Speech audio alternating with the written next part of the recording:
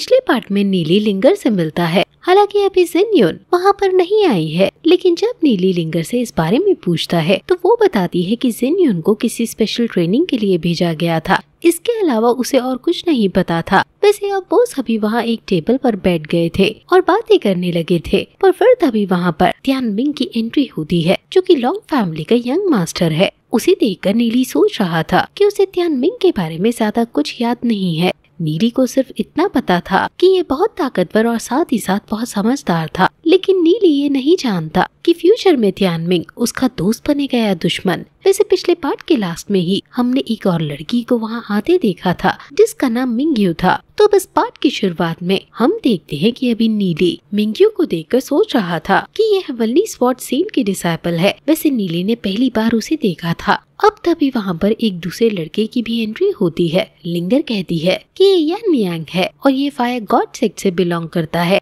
नीली को इसके बारे में याद था। वो याद करता है कि तब के टाइम पर फायर गॉड सेक्ट का नाम इसी ने फेमस किया था, लेकिन ये बहुत ही ज्यादा एरोगेंट है, जिसकी वजह से फायर गॉड सेक्ट भी तब बहुत ही ज्यादा एरोगेंट हुआ करता था। डेमन गॉड सेक्ट भी एक वक्त पर इनके सामने सर नहीं उठा सकता था। इसका मतलब तब ये बहुत ही ज्यादा ताकतवर थे। लेकिन नीली ये भी बताता है कि भले ही तब ये 6 सेक्ट्स बहुत ही ज्यादा ताकतवर हो गए थे, लेकिन वो होली डेमन एम्परर के सामने कोई नहीं टिक पाया था। होली डेमन एम्परर तब इतना ताकतवर हो गया था कि वो स्पेस एंड टाइम को भी कंट्रोल कर सकता था। नीली अभी सोच रहा था कि मैं तब उसे नहीं हरा पाया था, इसलिए इस लाइफ में मुझे और ज्यादा साथियों की जरूरत पड़ेगी। वैसे अब जब वो ये सब सोच रहा था, तभी अचानक वहाँ सामने स्टेज पर एक लड़की आती है। वो कहती है कि आज वो यहाँ होने वाले ऑक्शन को होस्ट करेगी। वो बताती है कि वो स्काई ईगल सेक्ट से बिलोंग करती है और उसका नाम किन्यू है। आज यहाँ पर एक ऑक्शन होने वाला है और अलग अलग सेक्ट से कुछ ट्रेजर्स यहाँ पर आए हैं, जिन्हें वो सभी के सामने लाएगी और जो उनकी सबसे ज्यादा कीमत लगाएगा वो चीज उसे मिल जाएगी।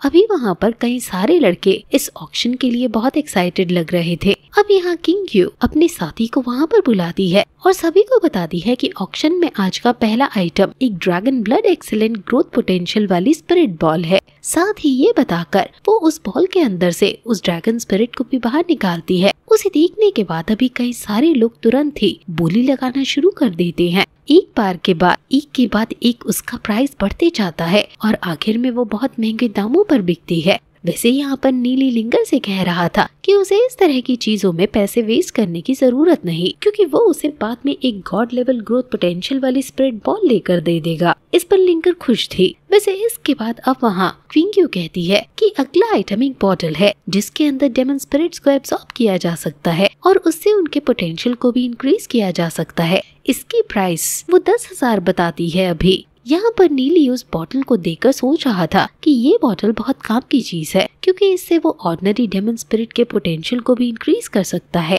और वो तुरंत ही यहाँ पाए से इशारे में कहता है कि वो इसे खरीद ले, जिसके बाद पाए हाथ उठाता है और बोली लगाता है। उसने 11,000 की बोली लगाई थी, लेकिन अब तभी मूरोंग भी अपना हाथ उठा लेता है और कहता है कि मैं इसके 12,000 दूंगा। जिसके बाद पाई कहता है कि मूरोंग जितने दे रहा है मैं उससे 100 गुना ज्यादा दूंगा। वैसे मूरोंग अभी मन में सोच रहा था कि पाई को ये बोतल नीली के लिए चाहिए, इसलिए मैं उसे ये किसी भी कीमत पर नहीं लेने दूंगा। इसलिए अब उसका प्राइस बढ़ाकर 15,000 कर देता है। लेकिन पाई फिर से मूरोंग की बोली से 100 ज्यादा देने की बात करता है। ये सुनकर मूरोंग सोचता है कि शायद अब उसे रुक जाना चाहिए, क्योंकि उसे ये बोतल अपने काम की नहीं लग रही थी। वो पाई से कहता है कि अगर तुम्हें ये बोतल इतनी पसंद आ गई है तो तुम इसे रख लो। इस पर पाई कहता है कि अगर तुम्हें ये नहीं चाहिए थी तो तुमने फालतू में इसके प्राइस को क्यों बढ़ा दिया। वैसे अब तभी वहाँ पीछे से एक लड़का उस बॉटल का प्राइस बढ़ा देता है, जिस पर पाई कहता है कि देखो तुम्हारी वजह से और भाव बढ़ रहा है। लेकिन इसके बाद पाई तुरंत उस बॉटल का प्राइस 17,000 कर देता है, जिसके बाद कोई उस बॉटल पर बोली नहीं लगाता और वो पाई को मिल जाती है।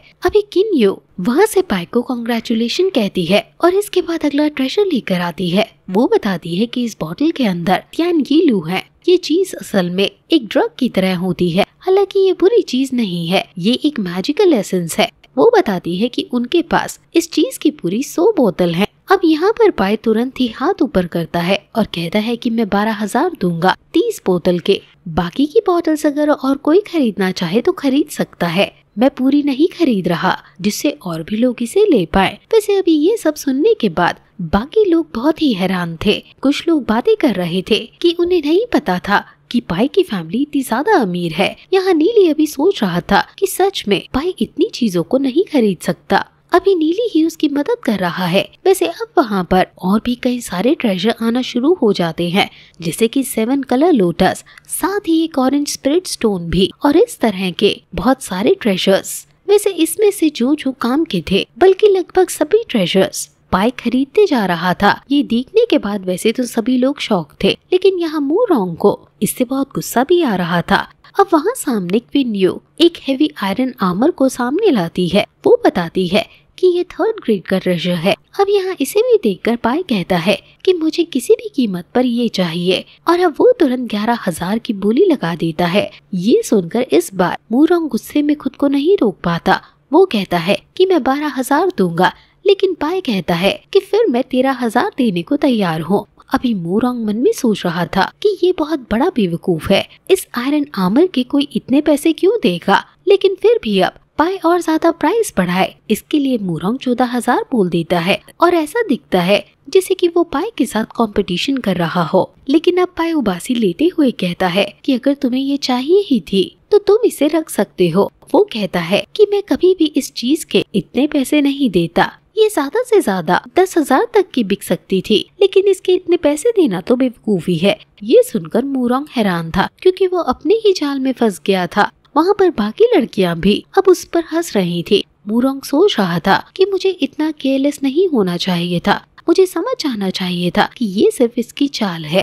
वैसे वहाँ पर तियानमिंग भी कह रहा था कि मुझे पता नहीं था कि पाई इतना ज्यादा अमीर है, लेकिन मुझे कुछ गड़बड़ लग रही है, शायद इस सब के पीछे और किसी का हाथ है। वैसे तभी वहाँ बैठे कुछ और लड़के क्वीन यू से रिक्वेस्ट करते हैं कि अगर उनके पास और भी एक्सीलेंट ग्रोथ पोटेंशियल वाली डेमन स्पिरिट बॉल्स है तो वो उनको सामने लाए, क्योंकि वो भी उन्हें खरीदना चाहते हैं। ये सुनकर यहाँ जिंग यून भी कह रहा था कि एक्सीलेंट ग्रोथ पोटेंशियल वाली डेमन स्पिरिट बॉल्स मेरे तो किसी काम की ही नहीं है, शायद अब यहाँ पर और कुछ काम की चीज नहीं आएगी। उसकी ये बात सुनकर नीली मन में सोचता है कि इसका पोटेंशियल अच्छा है, अगर इसे गॉड लेवल ग्रोथ पोटेंशियल वाली ड्रैगन ब्लड स्पिरिट बॉल दी जाए तो जिंग्यू के बहुत काम आएगी। अब वो धीरे से ये बात जिंग्यू से कहता है, जो जिंग्यू सुनकर पहले कंफर्म करता है कि क्या तुम सच में ड्रैगन ब्लड वाली God level growth potential spirit balls की बात कर रहे हो, जिस पर नीली एग्री करता है। ये सुनकर जिंग्यू बहुत ज्यादा हैरान था। वो कहता है कि मैं उसे खरीदने के लिए तैयार हूँ,